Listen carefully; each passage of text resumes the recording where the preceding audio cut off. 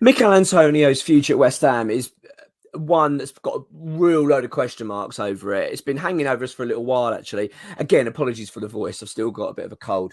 The the situation is a bit of a strange one, I find, with Mick, and I want to sort of break it down a little bit because I do notice that some fans are turning on him a little bit, which I think is really harsh and a bit of a shame. But ultimately, I think he has got the majority of the backing of the fan base, and um, it's kind of been on the cards, isn't it, for a little while, this scenario of Antonio. So if we go back to the beginning of the season just gone, you'll remember, well, actually, no, prior to that, it was the end of the season before that, last season, the season before last. So, and Michail Antonio was effectively complaining that he was out overworked. He was the only striker we had.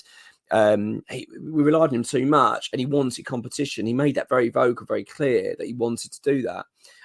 Which, let's be honest, we agreed with. It was ridiculous, considering the fact that he's injury prone as well. I mean, don't get me wrong, his injury record recently, I mean, touch wood, has been excellent the last couple of years. But leading up to that, he was always having hamstring issues. So, and we'll come to that as well, because that's another real big positive for Antonio. But the talk has been obviously, sorry, then the season started. We brought in Gianluca Scamacca. And you could already tell straight away that it didn't sit overly well with Antonio. I don't think he liked the way he was immediately, right, you're on the bench, Scamacca starts, that's how it's going to be, and you're going to become an impact player.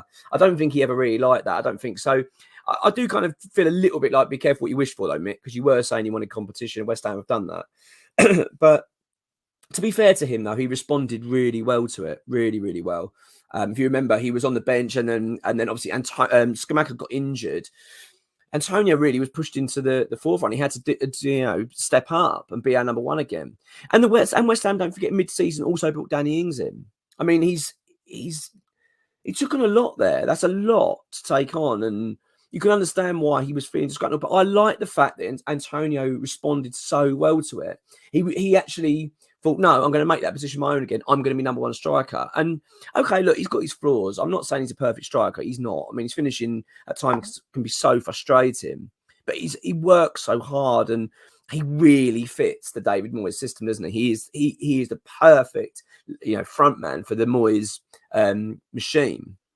We're going to get back to the video really shortly, but I just want to let you know this video is actually sponsored by NordVPN. Now, NordVPN are a private network that allow you as a fan to watch games from the comfort of your own home. You can change the region that you're in. It also allows you to watch films, TV shows, things like that.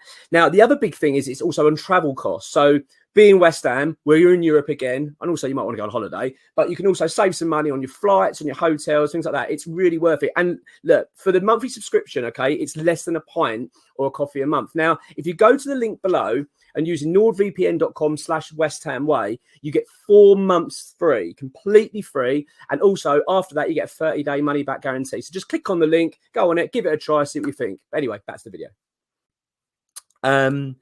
But during the season, especially over January, there was a lot of talk of him leaving. In fact, I think it was Wolves, wasn't it? That was the one that he was heavily linked to moving to. Now, on the back of that as well, there was the talk was that he was unhappy at the club and wanted to change. He wanted to move on. Now, we do know something about his private life. I think it's already out there. I just don't want to share it on here just in case. I just don't want to make a thing of it. But he's got something going on in his private life anyway. Michail Antonio. So that kind of leads me to feeling a little bit like I kind of understand where he's coming from. Michail Antonio, don't forget, he's been at the club for a long time. And, I actually think we owe him a hell of a lot at the club. I think he's been vitally important for us, hugely important. And not only has he been important, he still is, in my opinion. He's a player that I would really be. I do not want to see us move on. I really don't. I think we should be working hard to keep him. I understand both sides of it, though. I do understand Antonio's side. Been at the club for 8 years now. He's our record Premier League goal scorer. And he might just fancy a change. And I don't think you can blame him. And if he has got these situations going on in his personal life, then again, that leads to that feeling of, I mean, we all have it. We all got our own lives. And there's no reason in him wanting to change, wanting to move on and do something different with his, a bit of a fresh start, especially when he's 33 now, Antonio. So it's understandable. He scored 14 goals for us last season in all competitions. He's still vitally important. We can't ever get away from that. The striker situation in West Ham's always been a bugbear for me. It has been for everyone. We always seem to struggle with it. And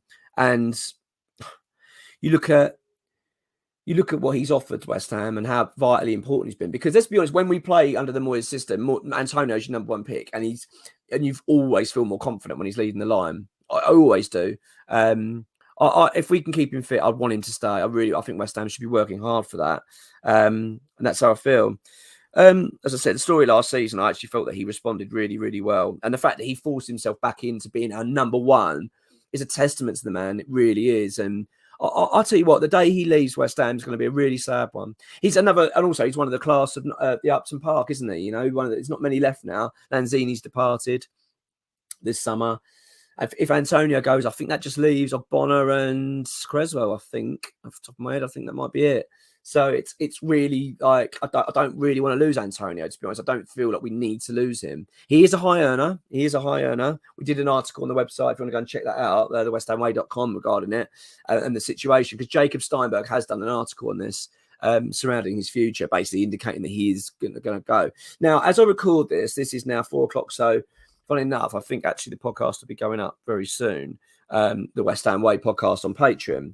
Now, what happened with that is X obviously gave us a lot more information, and I think Antonio could be a talking point on that. So I don't know, as I'm recording this, exact ins and outs of it, but Jacob Steinberg has reported, he's a reliable journalist, that Antonio could well be departing this summer.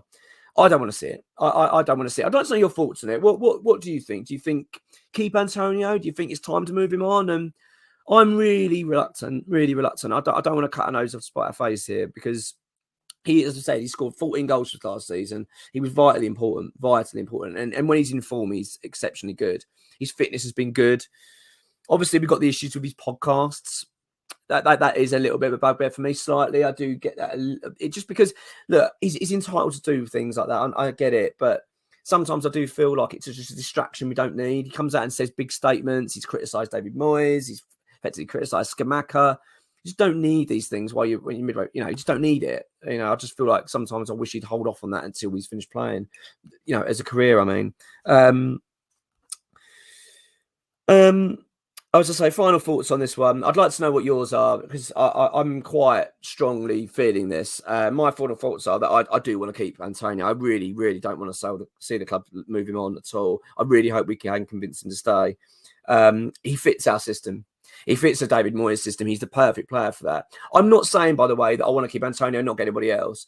I still think the club needs to. The club realistically needs to get another Antonio, as best you can.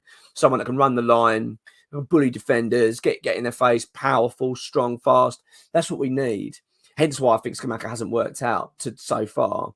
We'll be doing a video on Scamacca again, I think, because there's some changes. I think some noises coming out of the club regarding him, but we'll come to that in another video. But as I say, my final thoughts on it, I think he fits our system. However, I do have sympathy for Michail Antonio. And I think that if he wants to move on, if that's his desire, let's just, I'm just speculating now. Let's just say he wants to go to Wolves, say. I don't think we should stand in his way either. I think he's earned that. He's been at the club now 8 years. He's done so much for us and been such a vitally important player that it'd be sad, but I'd have to reluctantly accept it. But but at the same time, I would try and convince him to stay. Try and get him to realise that you don't need to move on. You're still vitally important at the club. I'll tell you what, though. The one thing I'm going to end it on. If Antonio is the player to go, if he is going to leave, then this is a big test for Steidton, because to replace Antonio, my God, you've got to get this spot on.